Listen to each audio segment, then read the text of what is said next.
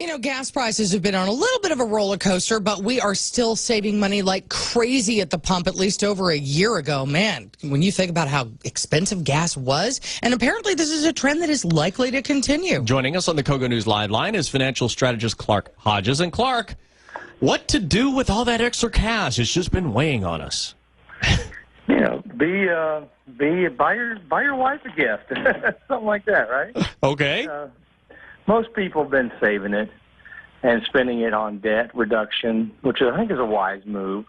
You've also seen a lot of people spend it on just basic necessities, you know, grocery items, things like that. Pretty typical type stuff. Now, Clark, was that normal prior to the recession? You know, when we had a little extra money in our pockets, did we have a tendency to spend it or save it? Yeah, I think we did. I think that's the interesting part about the study. It does show that the consumer, maybe since the recession, has understood that, you know, paying down debt's an important aspect of overall financial health, and you have a little found money, you should do something wise with it. But I think you're right. Before the recession, it probably would have just been almost 100% spent on something. Well, so the good news is that we're being responsible by paying the debt, but the bad news is it takes a certain amount of splurging to keep the economy going. Is it a possibility that we're being too frugal?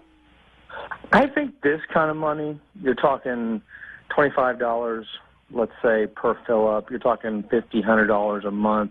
I think this kind of money doesn't make that much of a difference to the overall economy. You're talking small amounts of money, small amounts of payments to debt.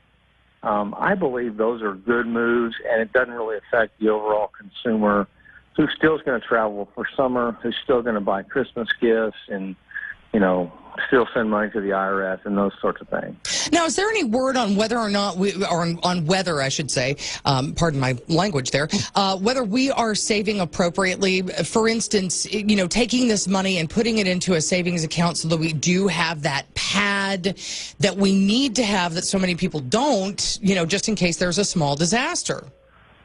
Right. It's hard to have that, you know, pocket of money sitting there for those disasters if you're sitting on a lot of debt. I mean, if you've got a chance to pay down the highest interest rate loan that you have, that's a good move. And I would prefer a consumer do that over having large amounts of money just sitting in savings, not doing anything. Now, if your large amounts of money are sitting in some sort of investment vehicle that's going to make you some money, that's a different story.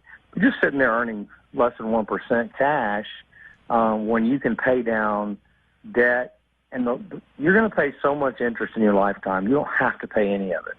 You know, you're choosing to pay it by going out and getting a loan. So reduce the amount of money you pay as an interest expense by reducing your largest interest rate expense, and that's a wise move, rather than sit there in cash and not earning any money.